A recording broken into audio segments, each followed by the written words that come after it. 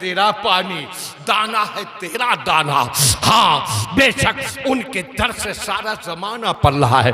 दुनिया में कुछ लोगों को खिलाने का शौक होता है, 10-20 को कोई खिलाए, 100-50 को कोई खिलाए, और कभी कभी कितने लोगों को खिलाते हैं।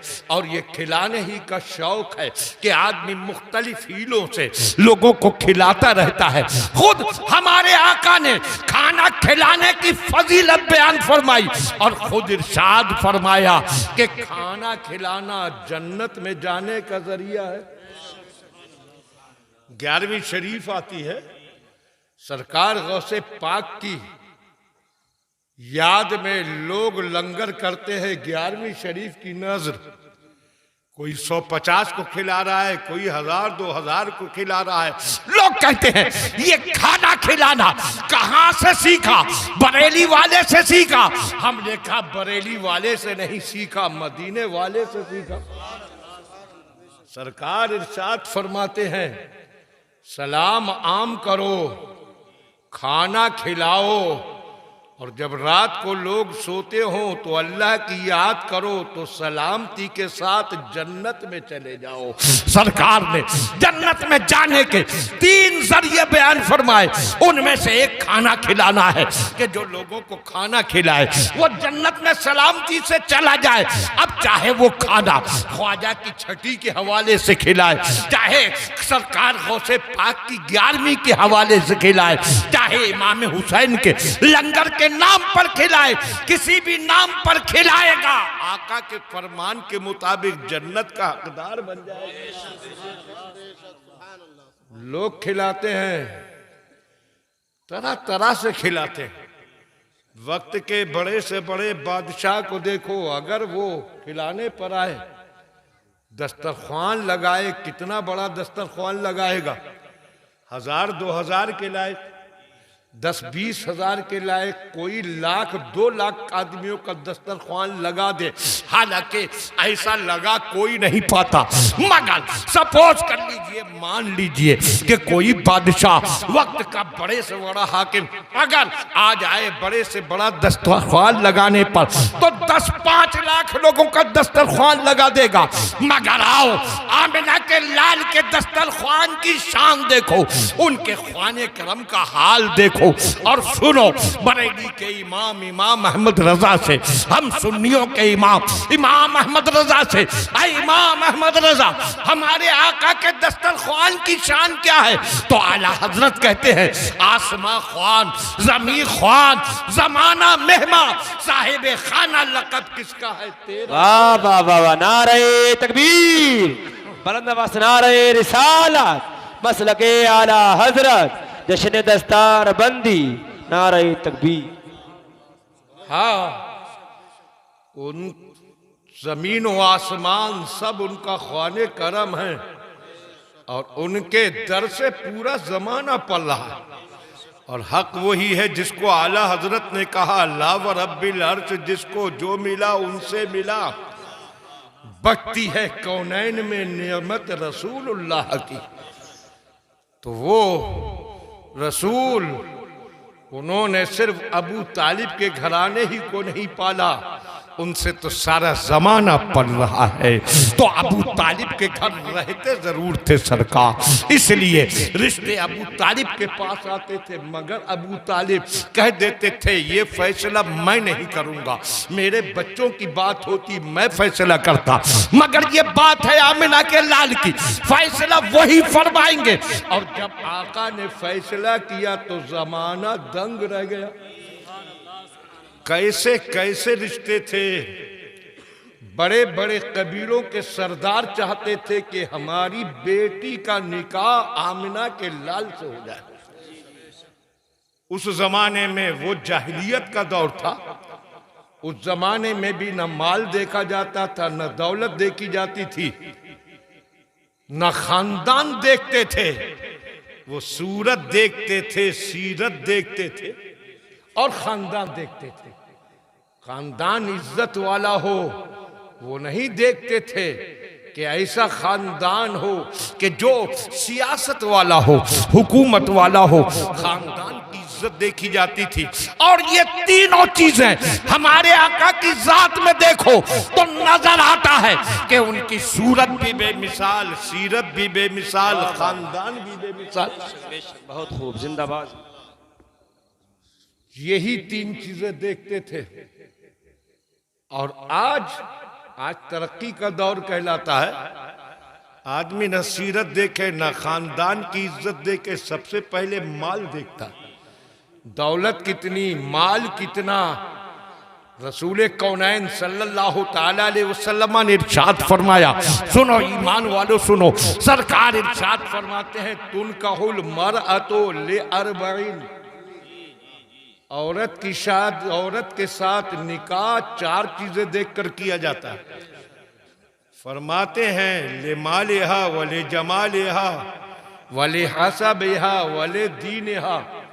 फरमाया कोई औरत से निकाह करता है उसके माल की वजह से, इसलिए करता है कि माल बहुत मिलेगा और आका के इल्म के कुर्बान जाओ। उस जमाने में माल की चाहे इतनी चाहत ना हो, मगर आज तो हाल ये है कि 99% माल ही की वजह से करते हैं शादी।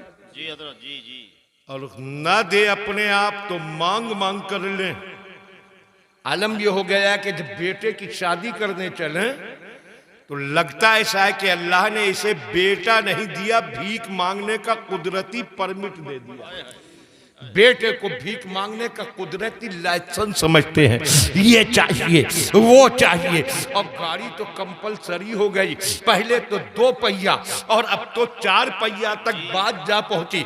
आलम ये है कि जिनके बाप दादा ने अपने बाजू की कमाई से एक साइकिल भी न देखी हो, वो मांगने चला है 4 पहिया गाड़ी। क्या बात है, जी जी। और 2 पहिया भी मांगे तो उसमें भी कह देता है ऐसी वैसी मत दे देना। अब तो सीधे बात बुलेट की करता है, पहले पल्सर अंक ये मांगता था, अब तो कहता है बुलेट। और बेचारा बेटी का बाप कैसे ही दे भी दे तो आलम ये होता है कि 8 दिन तो उसको चलाया इस शान से, ऐसे ऐंठ कर बैठता था, लगता था जैसे किसी सर्जन ने पीठ से रीढ़ की हड्डी निकाल के लोहे की राड फिट कर दी। ऐंठा हुआ अली बना बैठा है। और 8 दिन के बाद एक दिन हजरत मौलाना कारी शाहिद अली साहब ने कहा, बेटे जरा चलना है स्वार तक, अपनी गाड़ी तो निकाल ला। इन्होंने भी सोचा कि आज बुलेट पर ही सफर किया जाए, तो कहने लगा कारी साहब वो जरा आज नहीं फिर किसी और दिन ले चलूंगा। इन्होंने कहा क्या मतलब, आज क्यों नहीं? कहा बस आज छोड़ दीजिए, किसी और की, गांव में बहुत गाड़ियां हैं, किसी और की मंगवा लीजिए। इन्होंने कहा कि आखिर लाता क्यों नहीं, बेच तो नहीं डाली? कहा चलकर देख लीजिए खड़ी हुई है। कहा फिर क्यों नहीं निकालता? कहा हजरत कोई है बात, फिर किसी दिन ले चलूंगा। मगर ये भी सर हो गए, आखिर बात बता, लाना तुझी को पड़ेगी।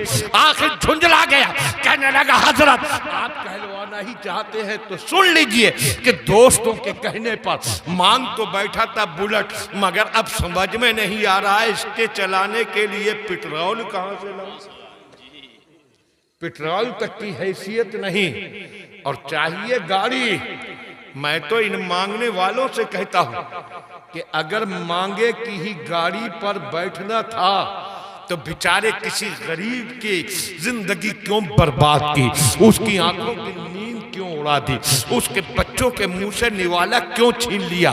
तो जब मांगी गाड़ी पर ही बैठने का शौक था तो आ जाता गांव के इमाम साहब के पास कि आप इमाम हैं हजरत, मैं चाहता हूं कि गाड़ी पर बैठूं, लेकिन ये अहद कर लिया है कि मैं अपनी खरीदी हुई गाड़ी पर नहीं बैठूंगा, मांगी हुई गाड़ी पर बैठना है। मेरे इस अहद को पूरा करने का कोई इंतजाम कीजिए। तो इमाम साहब कहते जब तूने सोच ही रखा है कि मांगी हुई गाड़ी पर बैठना है तो जुमे के दिन आ जाना। मैं खुतबे से पहले एक जज्बाती तकरीर करूंगा, लोगों को बताऊंगा कि कौम का ये बेटा, इसके दिल में ये शौक पैदा हुआ है कि मांगी हुई गाड़ी पर बैठना है, इसके लिए गाड़ी का इंतजाम कर दो। ऐसी जज्बाती तकरीर करूंगा कि लोगों के खून में उबाल आ जाए और फिर तू नमाज के बाद मस्जिद के दरवाजे पर कपड़ा बिछाकर बैठ जाना। इंशाअल्लाह 3 जुमे में तेरी गाड़ी का इंतजाम करवा दूंगा। क्या बात है, क्या बात है, वाह हजरत, मैंने वाह, जब ये कहा वाह। तो कहने लगा, हजरत खामोश हो जाइए, क्या मुझे भिखारी समझा है कि मैं मस्जिद के दरवाजे पर कपड़ा बिछाकर मांगूंगा? मैंने कहा, मेरे समझने न समझने से क्या होता है, मांगने वाला भिखारी है। चाहे हाथ में कटोरा लेकर दुकान दुकान मांगे, गले में झोली डालकर दरवाजे दरवाजे मांगे, दामन फैलाकर बाजार में खड़े होकर मांगे, या कपड़ा बिछाकर मस्जिद के दरवाजे पर मांगे। क्या बात है, वाह वाह, सुभान अल्लाह। और यही तक नहीं, यही सिर्फ भिखारी नहीं, हाँ वो भी भिखारी है जो जहेज की लिस्ट देकर ससुराल की चौखट पे मांगे। क्या बात है, वाह, जब बेशक तू बेशक। मांगने पर ही आया है तो सुन, तुझे मांगना ही है तो बेशक मांग, हमारा काम ही मांगना है। जी, मगर किसी से पूछ ले के मांगू किससे, देगा कौन? आपने कहा हजरत सैयद मौलाना अफरोज मियाँ साहब से पूछें, हजरत शायर इस्लाम अलीम रज़ा साहब से पूछें, कारी शाहिद अली साहब से, कारी रिजवान साहब से, कारी यासीन साहब से, किससे पूछें? हमने कहा किसी से न पूछ, सीधे बरेली चला जा और आला हजरत की चौखट पर खड़े होकर कहे, मैं मांगना चाहता हूँ। किससे मांगू? कौन देगा? तो आला हजरत की रूहानी सदा आज भी सुनाई देगी। कौन देता है? देने को मुंह चाहिए, देने वाला है सच्चा हमारा नबी। मांगना है तो ससुराल वालों से न मांग, मांगना है तो मदीने वाले से। सुभान अल्लाह। नारे तकबीर, नारे रिसालत, नारे रिसालत, मसलके आला हजरत अल्लामा मुख्तार साहब क़िबला। नारे तकबीर, नारे रिसालत, सुभान अल्लाह, सुभान अल्लाह। मगर मांग रहा है तो ससुराल से मांग रहा है, और इस ससुराल से मांगने की लानत ने पूरा समाज तबाह कर दिया, जी हजरत। पूरा मुआशरा बर्बाद कर दिया। कोई देखे तो कहीं इन गरीबों का हाल देखे जो सुबह से शाम तक मेहनत करता है, पसीने में नहाता है, धूप में जलता है, लू में झुलसता है, और पूरी दिन भर मेहनत करने के बाद टूटा हुआ बदन लेकर शाम को घर आता है, बिस्तर पर लेटता है, वो थका हारा बदन, एक एक जोड़ दुख रहा है, बदन का हिस्सा हिस्सा टूट रहा है, दर्द कर रहा है। नींद, सिर्फ नींद ही सुकून देगी। और जैसे ही नींद आंखों के करीब आती है, बेटियों की तरफ नजर उठ जाती है। वो लेटी हुई बेटियां, एक तो बेटी अभी लड़कपन से नौजवानी की सरहद में कदम रख रही है, दूसरी नौजवानी से जवानी में पहुंच गई, और तीसरी जवानी की सरहद को पार करके बुढ़ापे की दहलीज पर खड़ी है। उनकी तरफ नजर जाती है, जहन जाता है, दिल रो पड़ता है, रूह तड़प जाती है, आंखों से आंसू बहते हैं, लबों से आहों का धुआं निकलता है, नींद भाग जाती है, बदन टूट रहा है मगर सो नहीं सकता, दर्द से दुख रहा है मगर सो नहीं सकता, पूरी रात बेचैन होकर गुजरती है कि आखिर इतना कहां से लाऊं कि इन मॉडर्न भिखारियों के दामन भरकर इन बेटियों को रुखसत करूं।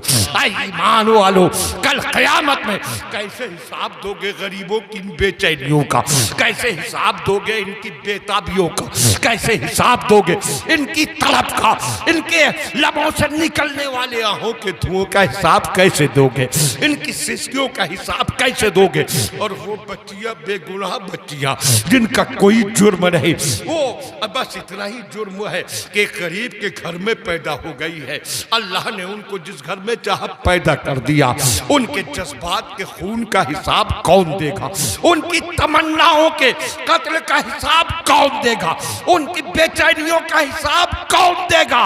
इसलिए आज अपने पूरे मुआशरे को मांगने की लानत से पाक कर दो, सबकी बेटियां इज्जत से रुखसत हो सुभान जाएंगी। अल्लाह, सुभान अल्लाह। अरे समझ में आ रहा है तो कुछ बोलिए। पूरे सीजन में ऐसे मजमे से वास्ता ही नहीं पड़ा कि जो कुछ बोले ही नहीं। हाँ हाँ, अगर बात समझ में आए तो थोड़ा बोलते रहिए, मिलकर कहिए सुभान अल्लाह। सुभान अल्लाह, सुभान अल्लाह बोलिए जोर से, सुभान अल्लाह। ये दौलतमंद दौलत के नशे में कीमती जहेजों की नुमाइश करके जी जी, गरीबों की जिंदगी और दूभर करते हैं। बेशक अल्लाह ने तुम्हें दिया है, दामाद मांग नहीं रहा, लेकिन तुम खुशी से अपनी बेटी को बहुत कुछ देना चाहते हो। इस्लाम रोकता नहीं। अल्लाह ने तुम्हें दिया है, बेटी को कितना ही दो, मगर जो दो छिपा कर दो, दिखा कर न दो। तुम दिखा कर दोगे तो औरों की नजर में भी यही रहेगा कि ऐसे ही मैं भी शादी करूंगा। फिर गरीब कैसे इस दौर में शरीक हो सकेगा? जानते हो हम और आप किस नबी का कलमा पढ़ते हैं, उनकी शान रहमतुल्लिल आलमीन देखो। वो देखो मुसलमान मक्का छोड़कर मदीने आए हैं, जायदादें मक्के में रह गई, मकान मक्के में रह गया, कमाई मक्के में रह गई, सारे असासे मक्के में रह गए, जिंदगी भर की कमाई हुई दौलत सब मक्के में रह गई। नबी के हुक्म पर खाली हाथ मदीने आ गए। बड़ी तंगी का दौर था, बड़ी गुर्बत का दौर था। अभी मुसलमान अपने कदमों पे खड़े नहीं हो पाए थे, उनके कदम जम नहीं पाए थे। वो तंगी का जमाना, उस जमाने में हाल ये था कि कितने घरों से तो धुआं ही नहीं उठता था, और ज्यादातर का हाल ये था कि हफ्तों तक उन घरों में गोश्त नहीं आता था। उस दौर में आका ने इरशाद फरमाया, सुनो ईमान वालों, अपने नबी की शान रहमत देखो। उस जमाने में आका ने फरमाया था अपने गुलामों से, ऐ मेरे गुलामों, अगर तुम में से किसी के घर गोश्त पके तो शोर बजादा कर लो। थोड़ा सा आप ही लोग साथ दे दें।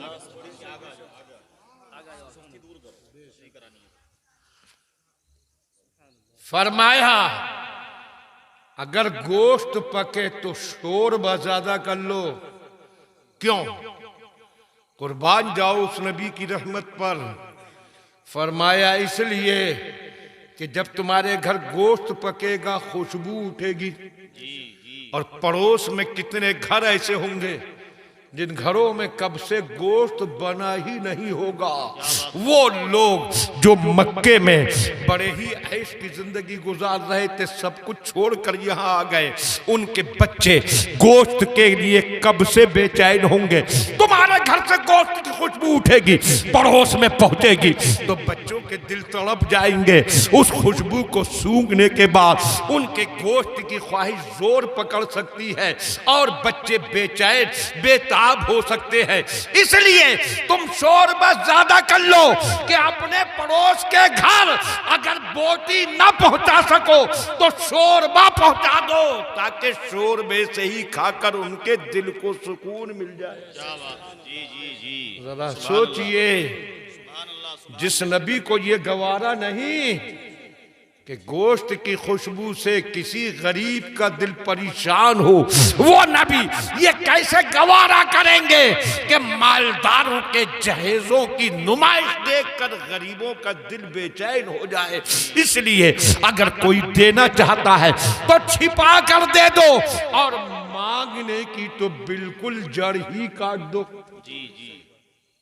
मैं तो एक बात कहता हूं, इतने लोग हैं माशाअल्लाह, जितने थे सब हैं जी, अगर दिखाई तो सब दे रहे हैं मगर सब हकीकतन हैं भी, तो जरा हाथ उठाकर सब बोलें सुभान अल्लाह, सुभान अल्लाह, सुभान अल्लाह, सुभान अल्लाह। माशाअल्लाह सब जाग रहे हैं, ज़हनी एतबार से भी मौजूद हैं। सुभान अल्लाह। फिर बोलिए सुभान अल्लाह, सुभान अल्लाह। मैं एक बात पूछूंगा, जवाब दीजिए। कितना ही ससुराल से कोई ले ले, कितने ही दौलत के ढेर ले ले, कुछ भी ले ले, क्या ससुराल के दिए से कभी किसी को मालदार होते देखा? क्या बात है जी जी जी। अरे जरा जोर से बोल दीजिए। नहीं नहीं, कितना ही दे ले, मालदार क्या खुशहाल भी नहीं हो सकता, उससे जिंदगी नहीं गुजर सकती। सुन मेरे भाई, सुन मेरे बेटे, सुन, ससुराल से तू कितना ही ले लेगा उससे जिंदगी नहीं गुजरेगी। जिंदगी किसी के दिए से नहीं गुजरती है, जिंदगी अपने बाजू की कमाई से गुजरती है। वाह, सुभान अल्लाह, सुभान अल्लाह। बेशक बेशक। इसलिए अपने बाजू की कमाई पर अपना भरोसा करो जी। तुम मेहनत करोगे, आका का करम होगा, अल्लाह की रहमत होगी, सुभान अल्लाह। इतना मिलेगा कि संभाल नहीं पाओगे। बेशक बेशक सुभान अल्लाह।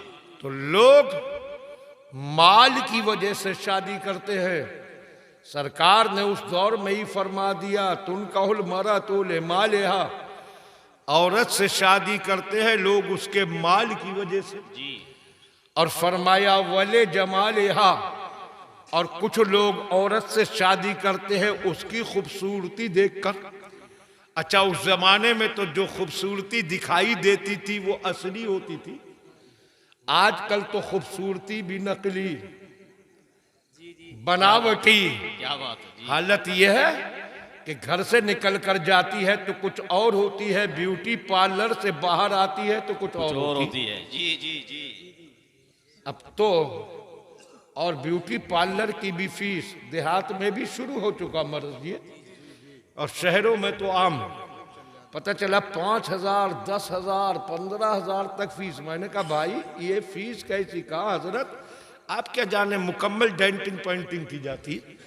मैंने कहा फिर भी इतनी फीस? तो कहा पहले सफाई होती है, फिर पुट्टी खींची जाती है, फिर प्राइमर लगता है, फिर कहीं पेंट किया जाता है, और फिर कुछ का कुछ बना दिया जाता है। और उसी को देखकर ये नौजवान अपना सब कुछ हार बैठते हैं। मगर शादी भी हो जाए तो कुछ दिन के बाद हैरत से देखते हैं, या अल्लाह जिसको देखकर पसंद किया था वो कौन थी और ये कौन है। तो हालत यही हो गई है, सब कुछ मसनूई, सब कुछ नकली, क्या बात सब है। कुछ बनावटी। क्या बात है। और सुनो, अगर खूबसूरती असली भी हो तो कई दिन की। अगर शादी हो गई तो शादी के कुछ दिन बाद एक आध बच्चा हुआ, फिर सब कुछ हुस्न खत्म। फिर न वो हुस्न रहता है, न वो चमक, न दमक, कुछ नहीं। इसलिए रसूल कौनैन फरमा रहे हैं कि कुछ लोग खूबसूरती देखकर शादी करते हैं, वाले हंसा बेहा, और कुछ लोग खानदान देखकर शादी करते हैं। इस लड़की का खानदान बहुत बड़ा है, इससे शादी हो जाएगी तो मुझे ताकत मिल जाएगी। और कभी कभी वही बड़ा खानदान गले का फंदा बन जाता है। क्या बात। ये भी तो होता है। जी जी जी। वही देखकर तो किया था, बड़ा ताकत वाला खानदान है, बड़ा खानदान है। और मामला कुछ 19-20 हुआ तो वही खानदान ऐसा गला दबाता है कि भागने का रास्ता नहीं। तो सरकार ने फरमाया किसी औरत से शादी की जाती है उसके माल की वजह से, किसी से उसकी खूबसूरती की वजह से, किसी के खानदान की वजह से, वले दीनेहा, और कोई शादी करता है औरत का दीन देखकर। आया का ये 4 आपने मेयार बता दिए, इन 4 मेयारों की बुनियाद पर लोग शादी करते हैं। लेकिन आपके गुलाम क्या देखकर शादी करें? फरमाया फज़फुर लिज़ातिद्दीन, तुम जब किसी औरत से निकाह करो, किसी लड़की से शादी करो तो ना माल देख कर करो, ना खूबसूरती देख कर करो, ना खानदान देख कर करो, तुम सिर्फ उसका दीन ईमान देख कर करो। वाह सुभान अल्लाह सुभान अल्लाह। बेशक बेशक। दीनदार के साथ करो शादी, ये आका का फरमान। सुभान अल्लाह। ये देखो लड़की दीनदार हो, इसलिए माल की वजह से करोगे तो मैं बता ही चुका तफसील से, कोई हासिल ही नहीं। खूबसूरती का सिर्फ चंद दिन तक दौर, और खानदान का भी उल्टा गले का फंदा। लेकिन अगर दीन वाली औरत देखकर शादी करोगे तो तुम अपने काम में लगोगे। कोई खेत पर मेहनत कर रहा है, कोई काश्तकारी कर रहा है, कोई बिजनेस कर रहा है, कोई दफ्तर जा रहा है, कोई मजदूरी पर जा रहा है। तुम सुबह से शाम तक जाओगे तो तुम्हारी नस्ल बिगड़ेगी नहीं। दीन वाली माँ होगी तो तुम्हारे बच्चों को दीन से सजाती चली जाएगी। अल्लाहु अकबर। या रसूलुल्लाह। जिंदाबाद जिंदाबाद जिंदाबाद जिंदाबाद। अल्लाहु अकबर। सुभान अल्लाह सुभान अल्लाह। आका ने मेयार दिया फज़फुर लिज़ातिद्दीन, दीन वाली औरत देखकर शादी करो। और आज औरतों को तो हमने बिल्कुल दीन से दूर कर रखा। जी जी।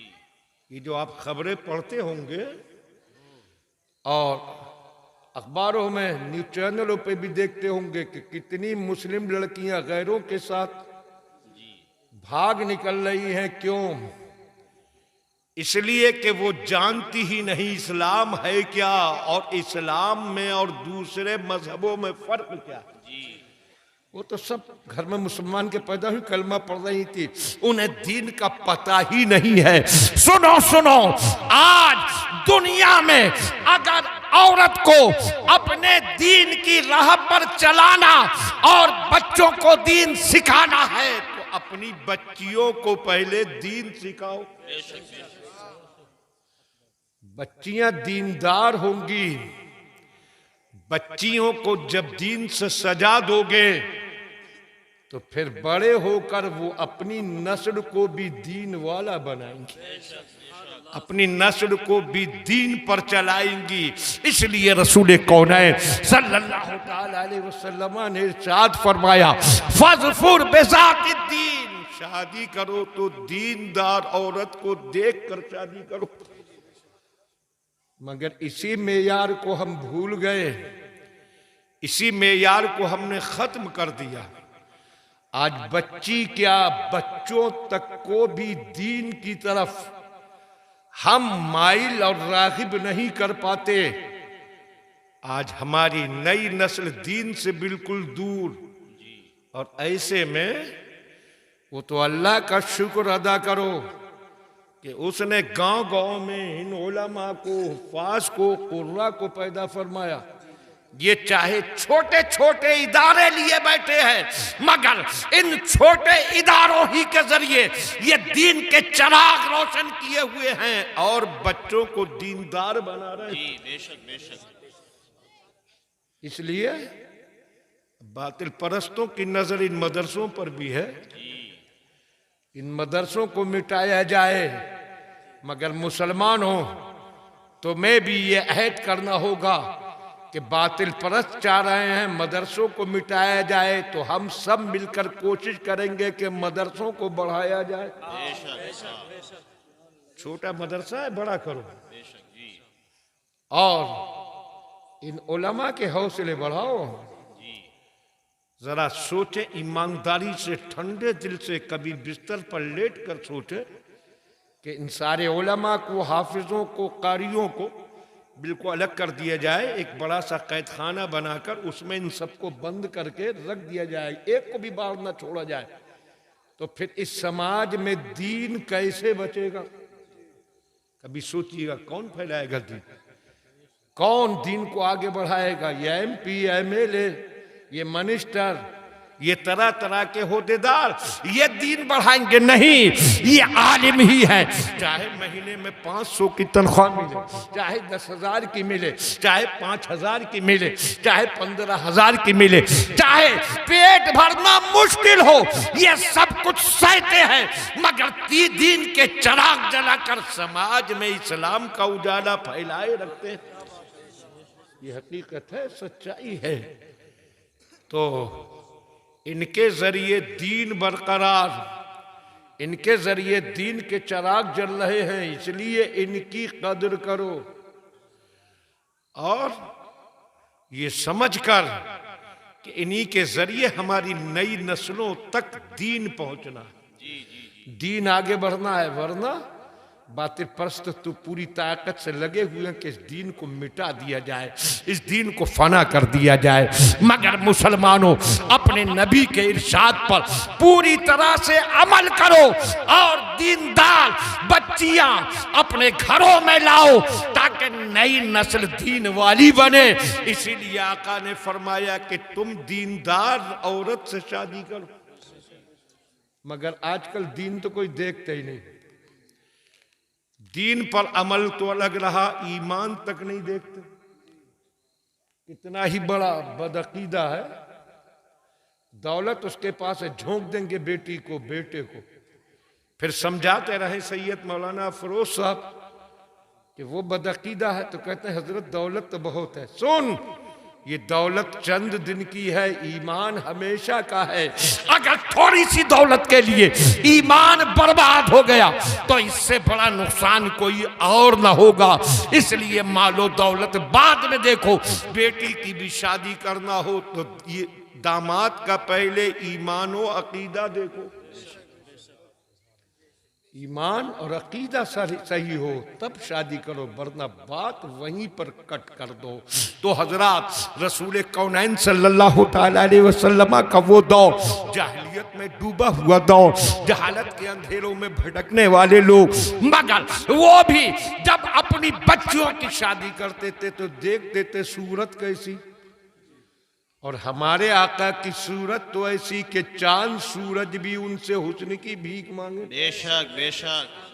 सीरत कैसी, तो सीरत ऐसी कि सूरज को चिराग बनाकर हथेली पर रख लें और पूरी कायनात में तलाश कर दें, तलाश दम तोड़ देगी थक कर, मगर आका की मिसाल न मिलेगी। बेशक बेशक। यूं तो कोई कहने को कह दे, जी मगर वो जात ऐसी जात कि ना उनकी सूरत की मिसाल न सीरत की मिसाल। और खानदान, खानदान वो बनु हाशिम कि जिसको अरब में सबसे ज्यादा इज्जत वाला और बहादुरी वाला माना जाता था। इसी बनु हाशिम खानदान की एक शाख है जिसको मुसलमान अपने सरों पर बिठाते हैं, अपने दिलों में बिठाते हैं, अपनी आंखों पर बिठाते हैं। उस शाख को कहा जाता है सादाते किराम।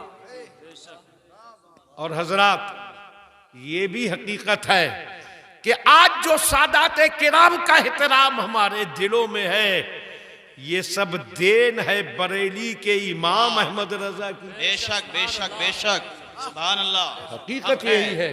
बेशक हक। उन्होंने ही सादात का एहतराम सिखाया, सादात की इज्जत बताई, सादात का मकाम बताया।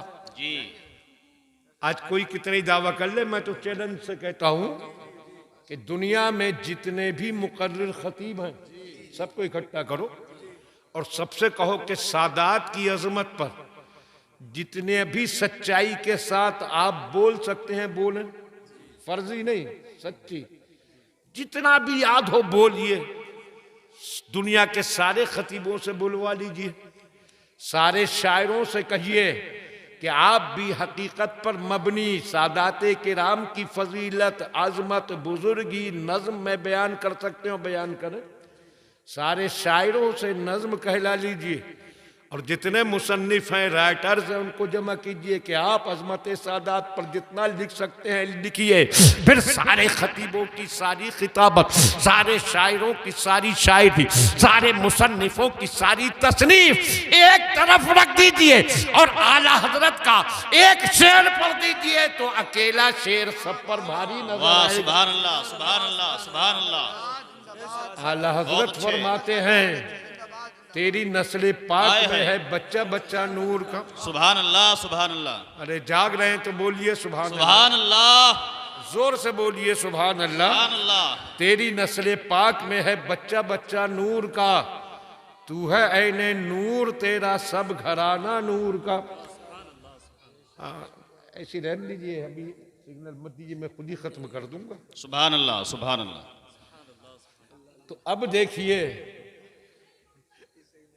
आला हजरत असल में जो कहते हैं लाजवाब। जी जी बेशक। कहने को कोई कुछ कह ले, मगर हकीकत यही है कि आला हजरत अल्लाह ने उनको वो मकाम इल्म अता फरमाया कि हर मुसलमान ही नहीं, अगर आंखों पर तासुब की पट्टी ना बंदी हो तो हर हिंदुस्तानी आला हजरत पर फख्र करेंगे। क्या बात।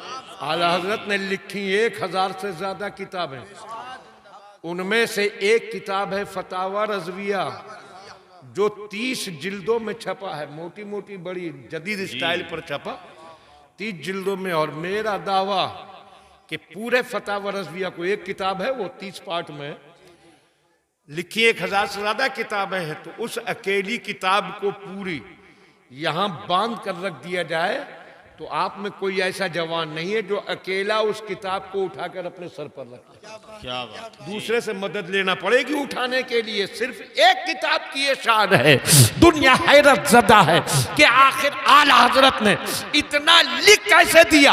मैंने कहा ताज्जुब ना करो, आला हजरत जब लिखा करते थे तो बरेली का कलम होता था, मदीने का करम होता। सुभान अल्लाह, सुभान अल्लाह। नारे तकबीर, नारे रिसालत, नारे रिसालत, मसलके आला हजरत, मसलके आला हजरत, अजमत मुस्तफ़ा, अजमत मुस्तफ़ा, अल्लामा मुख्तार साहब क़िबला। नारे तकबीर, नारे रिसालत, वाह वाह, सुभान अल्लाह, सुभान अल्लाह।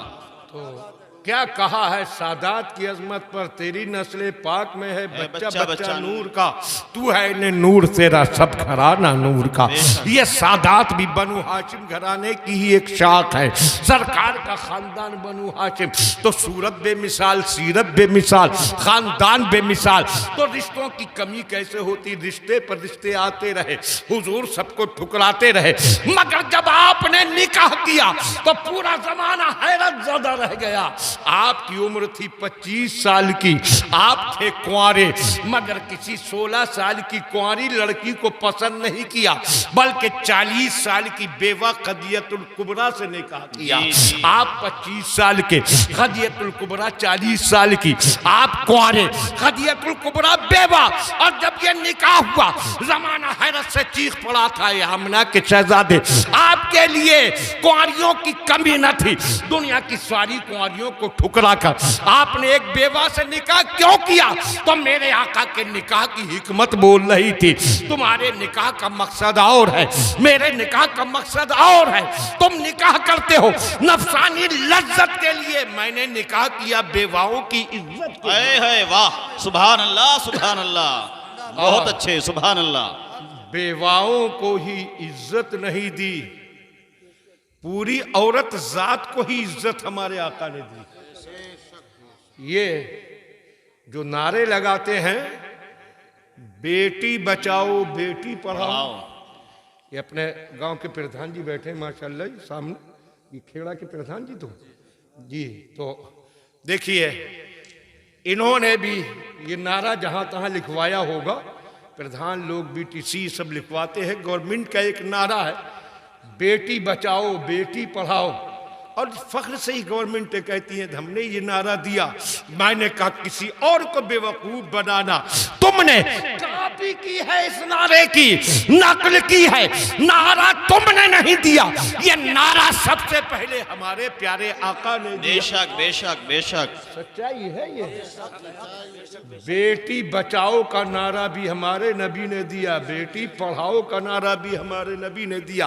बोलो बोलो, जब बेटियों को जिंदा दफन किया जाता था, जब बेटियों को मुसीबत समझा जाता था, जब बेटियों को नहूसत समझा जाता था, जब बेटियों को लानत समझा जाता था, कौन था जिसने बच्चियों को जिंदा दफन किए जाने से बचाया था?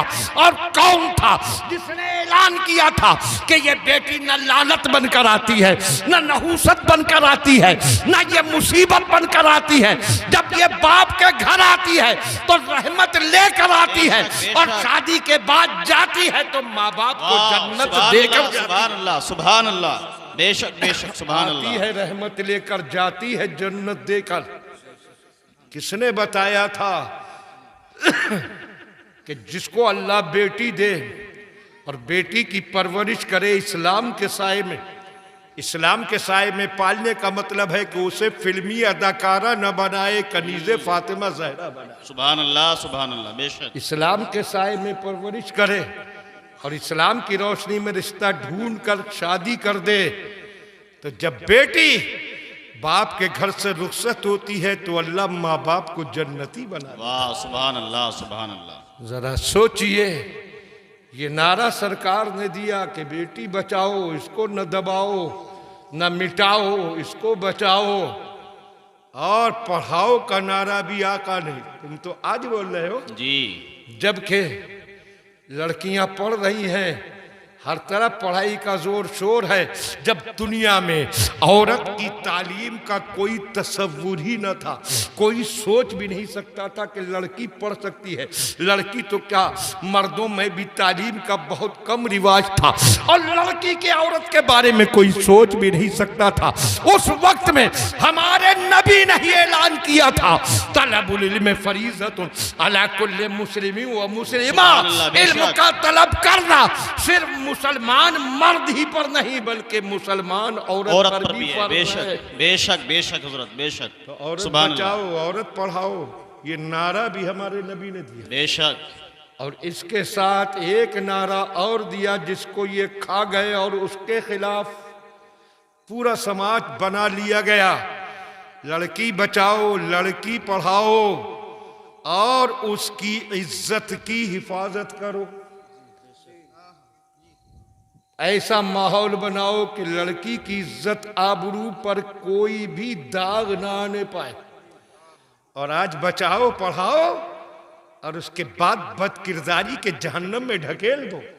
आज तो यही हो रहा है, सारे हालात वही कि जिससे लड़की बचतो जाए, पढ़तो जाए, मगर उस लड़की की इज्जत व आबरू तार तार हो जाए। इस्मतों की धज्जियां उड़ रही है, इज्जतें लूटी जा रही है, आबरूओं के जनाजे निकल रहे। और ऐसे में जो लड़कियां अपने आप को हिजाब में छिपाकर अपनी इज्जत को अब बचाना चाहती हैं, जबरदस्ती उनके हिजाब उतरवाए जाए। जी जी। मगर सवाल यह है, कुछ लड़कियां वहां डटी हैं, पेपर छोड़े, कॉलेज छोटा सब, लेकिन हिजाब नहीं छोड़ेंगी। वो डटी है और वो अड़े हैं हिजाब उतरवाएंगे, तो वहां तो वो जबरदस्ती उतरवा रहे हैं। और ये हमारी जो सारी बेटियां नंगे सर बेहिजाब दुनिया भर में घूम रही है, इनका हिजाब किसने उतरवाया? इनको तो कोई नहीं कह रहा है हिजाब उतारो, खुद उतार के फेंक दिए। सुनो, अगर हमारी हर बेटी हिजाब की पाबंद होती तो दुनिया की कोई ताकत किसी बेटी के हिजाब की तरफ गलत निगाह उठाकर देखने की हिम्मत तक न करती। बेशक।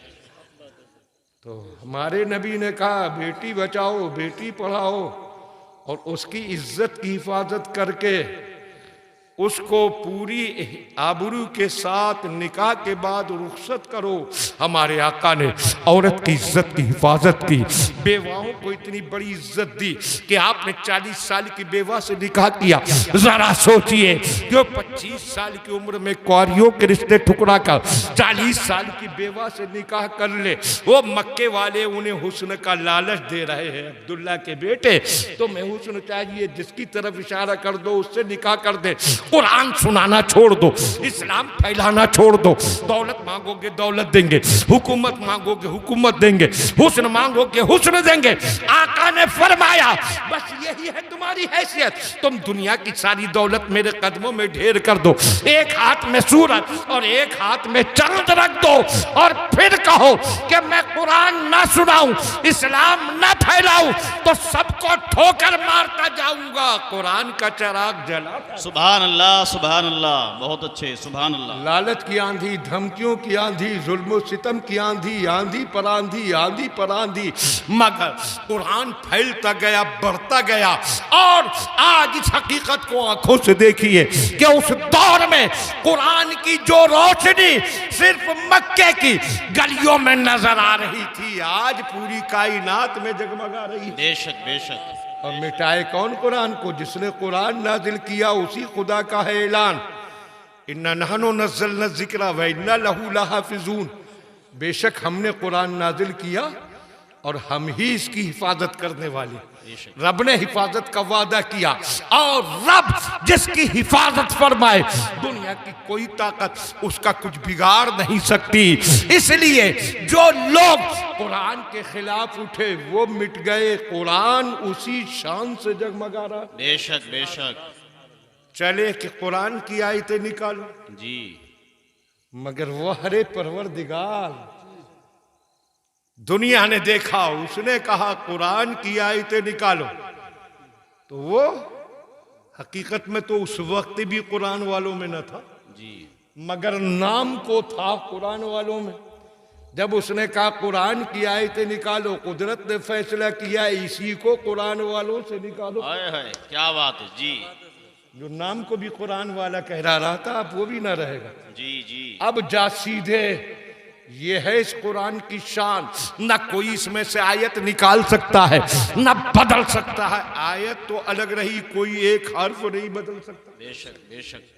आप देखें नमाज में खड़े हुए, छोड़िए इन कुर्रा को, इन हजरात को, इनको आम आदमी है, एक भी हाफिज कारी पीछे नहीं था। इमाम साहब पढ़ा रहे नमाज, अल्हम्दुलिल्लाहि रब्बिल आलमीन अर्रहमानिर रहीम, और उसके बाद पढ़ दिया मालिको यौमिद्दीन।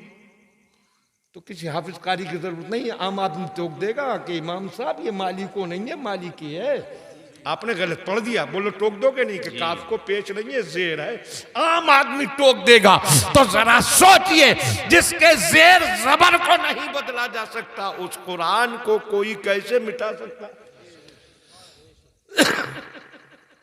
आज पूरी दुनिया वाले तुल जाए। मैं कहा चलो थोड़ी देर को मान लो, दुनिया में जितना लिखा छपा कुरान है सब इकट्ठा कर लो जी।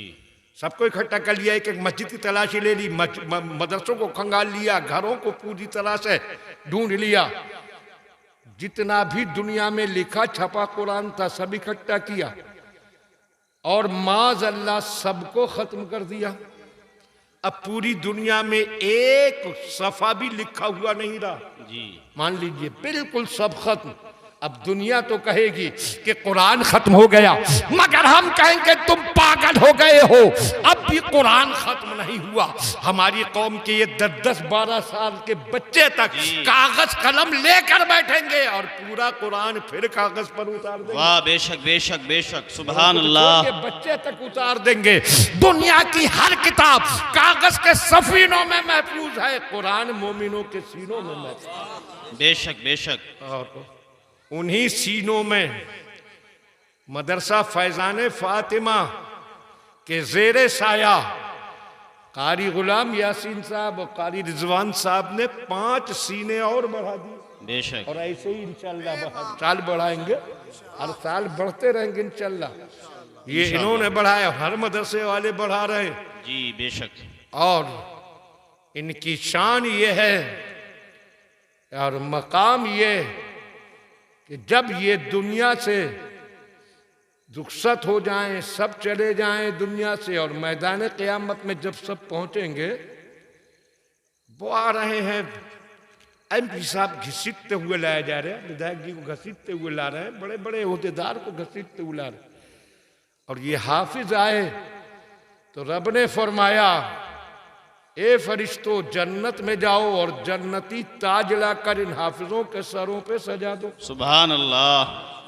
ताज वाले तो बेताज हुए पड़े हैं जी। और इनके लिए ताज, और फरिश्ते लाए। रब ने फरमाया ऐसे नहीं कहा मौला, फिर ले तो आए हम। फरमाएगा फिर जाओ जन्नत में और ताज लाओ। अब किसके लिए मौला? तो फरमाएगा अब इन हाफिजों के माँ बाप के लिए जन्नती ताज लाओ। हाफिजों के सरों पर बात को ताज सजाया जाएगा, पहले इनके माँ बाप के सरों पे सजाया जाएगा, इसलिए कि इन बच्चों को हिफ्ज के रास्ते पर लगाने वाले तो माँ बाप ही थे। या अल्लाह, मजदूरी करने वाला बाप, खेतों पर काम करने वाला बाप, पल्लेदारी करने वाला बाप, और कयामत में शान ये है कि सर पे जन्नती ताज जगमगा, इसलिए कि बेटे को हाफिज बना दिया। तो जरा सोचिए, बड़ा मकाम है इन हुफ़ाज़ का। हाफिज जो कुरान को याद करे और उसकी तिलावत करता रहे और उसके अहकाम पर अमल करे, तो बड़ी शान है, बड़ा मकाम है। मगर हजरात अब वक्त भी काफ़ी, बस इन्हीं अल्फाज पर अपने गुफ्तगू का इख्तिताम मौला ताला कबूल फरमाए। अस्तग़फिरुल्लाह रब्बी व अतूबु इलैह। व आखिरु दावाना अल्हम्दुलिल्लाहि रब्बिल आलमीन। अस्सलामु अलैकुम।